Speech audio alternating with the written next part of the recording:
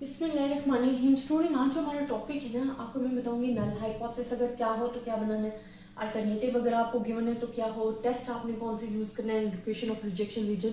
अगर ऐसी सिचुएशंस आ जाती हैं तो आपने लोकेशन ऑफ रिजेक्शन रीजन कहाँ पे अप्लाई करनी है। अच्छा स्टूडेंट, सबसे पहले मैं आपको एक चीज़ बताती जाऊँगी। स्टूडेंट, जब भी आप क्वेश्चन करते हो तो एक चीज़ याद रखा करो कि आपको क्वेश्चन में मेजॉरिटी अल्टरनेटिव हाइपोथेसिस गिवन होता है, अल्टरनेटिव।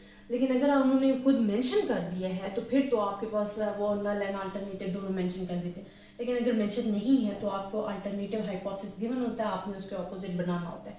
अब स्टूडेंट, मैं आपको 3 सिचुएशंस बताऊंगी जो कि हमारे पास लेफ्ट टेल टेस्ट जिन्हें हमने प्रीवियस किया, राइट टेल टेस्ट किया, टू टेल टेस्ट किया, वो तीनों सिचुएशन इन 4 फॉर्म में मैं फिल करके बताती हूँ कि आपने किस तरीके से करना है। अच्छा, अगर हमारे पास लेफ्ट टेल टेस्ट आ जाता है, ठीक है, लेफ्ट टेल टेस्ट का क्या मतलब है, मैंने आपको कहा कि हमेशा आपको अल्टरनेटिव गिवन होगा, आपने नल हाइपोथेसिस के अगेंस्ट बनाना है।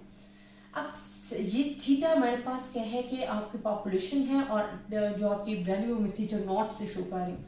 अगर ये कह रहे हैं कि इससे लेस लेनी है, आपने लेस लेनी है, इट्स मीन लोकेशन जो आपकी लाई करेगी वो मैं आपको करके बता देती हूँ माइनस में। वो कह रही है इससे आपने लेस लेनी है, ठीक है। इट्स मीन जो रिजेक्शन रीजन है वो ओनली वन साइड पे लाई कर और बाकी सारा जो है वो एक्सेप्टेंस रीजन है। तो इसके ऑपोजिट जो नल हाइपोथेसिस बनेगा वो इसके ऑपोजिट होगा। ये देखिए यहाँ पे टेल यूं है ना, ये आपने यूं करके इक्वल्स टू दिस वन, ये हमारे पास बन गई है फर्स्ट सिचुएशन। यहाँ पे आपके पास यूज हो रहा है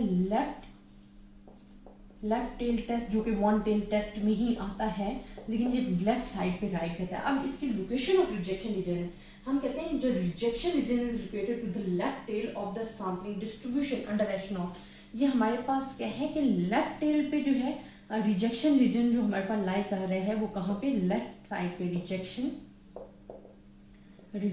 reason lie on left side. तो ये स्टूडेंट आपने डिस्ट्रीब्यूशन याद रखनी है कि अगर आपको सिचुएशंस गिवन है, वो कह रहे हैं less than this one, not more than this one, तो this type of the statement have the alternative hypothesis, this types of alternative hypothesis. And जब हम बनाते हैं नल हाइपोथेसिस तो it's the opposite the alternative hypothesis जो कि left tail test में use होता है। सेकेंड हमारे पास आ जाता है right tail test. Right tail test क्या होता है कि अगर वो कह रहे हैं मोर देन दिस वन आपने वैल्यू लेनी है, मतलब इससे ज्यादा लेनी है, तो आपने मोर देन दिस वन, ये जो आपको स्पेसिफिक वैल्यू गिवन है वो कह रही है आपने इससे ज्यादा वैल्यू लेनी है, तो ज्यादा का ये होगा ना कि ये सबसे कम से कम ये हो, लेकिन इससे ज्यादा आपने ये ग्रेटर देन आपने इससे लेनी है, तो ये स्पेसिफिक वैल्यू इससे आपने ग्रेटर लेनी है। तो यहाँ पे इसके हम ऑपोजिट लेंगे जो कि हमारे पास यूं हो जाएगा, इट्स अ स्पेसिफिक वैल्यू। ये जो मैं आपको बता रही हूँ उसमें ये मैं स्पेसिफिक वैल्यू जो है उसको शो कर रही हूँ, कोई भी वैल्यू हो सकती है, 5 हो सकती है, 10 हो सकती है, एनीथिंग। जब आप क्वेश्चन करोगे प्रैक्टिकल तो उसमें आपको डिफरेंट जो है एक कंफर्म वैल्यू दे दी जाती है। इसको हम कहते हैं राइट टेल टेस्ट।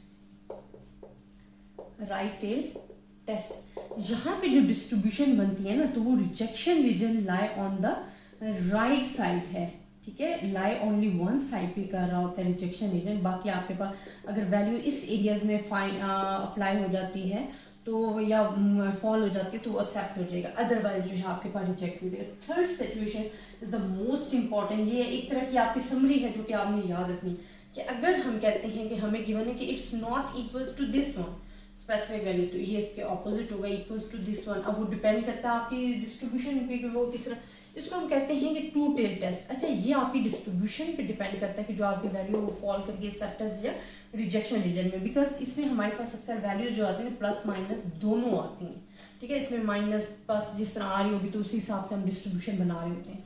अच्छा, एक और चीज़ स्टूडेंट फिर मैं आपको बताती हूँ जो कि मुझे याद आ गया, स्टूडेंट बार बार मुझसे पूछते हैं, माइनस इंफिनिटी पॉजिटिव इंफिनिटी। अच्छा, इसका जो रिजेक्शन रीजन होता है ना, they lie on the both side, rejection region lie on the both side, and ये हमारे पास एक्सेप्टेंस रीजन है। अब बहुत सारे स्टूडेंट कहते हैं कि मैम हमें कैसे पता चलेगा हमने लेफ्ट टेल टेस्ट लगाना है या राइट टेल टेस्ट। अब स्टूडेंट, अगर आप देखो आपके पास वैल्यू आ रही है -5, ठीक है, जो सैंपल डेटा से पड़ेगा, तो -5 is also lie on the left side, ठीक है।